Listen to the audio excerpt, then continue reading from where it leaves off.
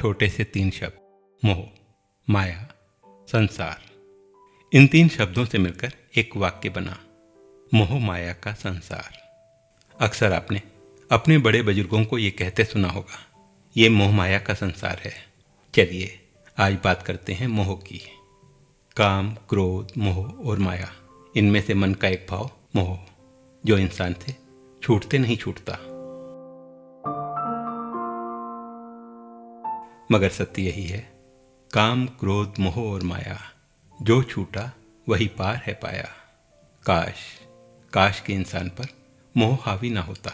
मोह मन की एक ऐसी खिंचन है जो लगती तो बड़ी सुखदायी है, दिल को बहुत सुकून भी देती है, मगर यही मोह बहुत से दुखों का कारण भी बनता है। किसी भी कारण से जब किसी से हमारा मोह भंग होता है तो अंदर की पीड़ा संभाले नहीं संभलती।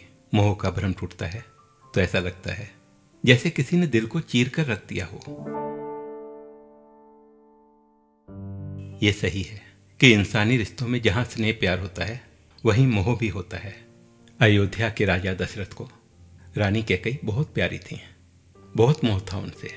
एक बार जब रणभूमि में रानी कैकेयी ने राजा दशरथ के प्राण की रक्षा की तो राजा ने रानी से 2 वर मांगने को कहा।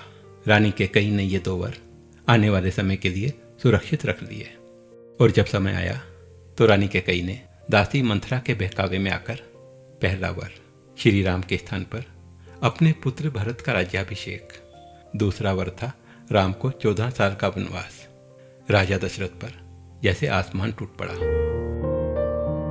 पुत्र राम के मुंह में ऐसे बंधे थे कि उनका वनवास जाना सह नहीं पाए और पुत्र वियोग में प्राण त्याग दिए।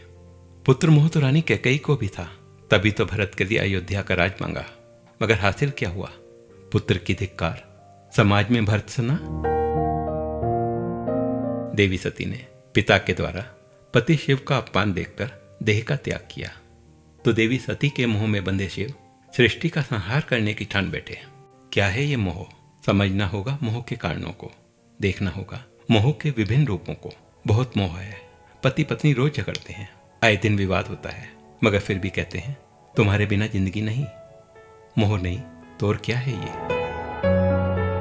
विवाह हुआ तो बच्चे भी हुए, बहुत प्यार है बच्चों से, उन्हें सीने से लगाया, बाहों का झूला झुलाया, बोलना, चलना, दौड़ना सब सिखाया।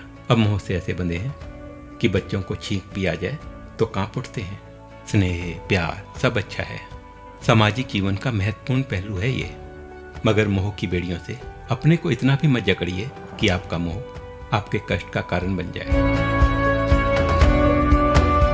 कितनी अजीब बात है ना, आपको उस वक्त भी समझ नहीं आता जब आपका जीवन साथी कहता है तुम्हारे साथ जिंदगी बहुत उबाऊ हो गई है, या बेटा कहता है बार बार मेरे कामों में टांग क्यों अड़ाते हैं आप, मैं अब बड़ा हो गया हूँ, अपने फैसले खुद ले सकता हूँ।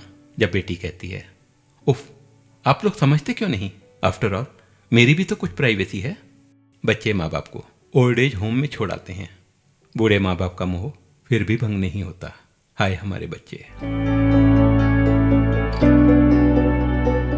जीवन का अभिन्न हिस्सा है मोह, मगर ऐसा मोह भी किस काम का जो कष्ट का कारण बन जाए।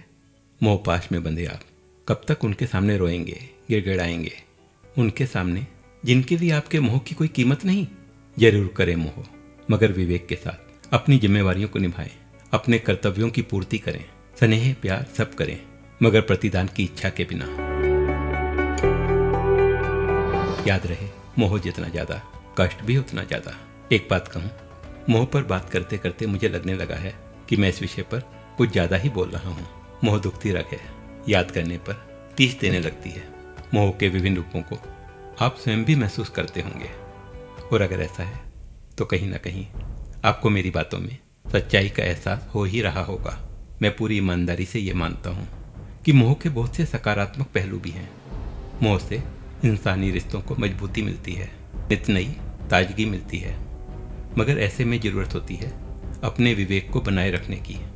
ये भी सही है कि मोह जब अपने पैर पसारता है तो दिमाग पर हावी हो जाता है, ऐसे में विवेक की खिड़की बंद हो जाती है। मोह की राह पर जरूरत है सजगता की। सजग रहिए, यकीन कीजिए यही उचित है।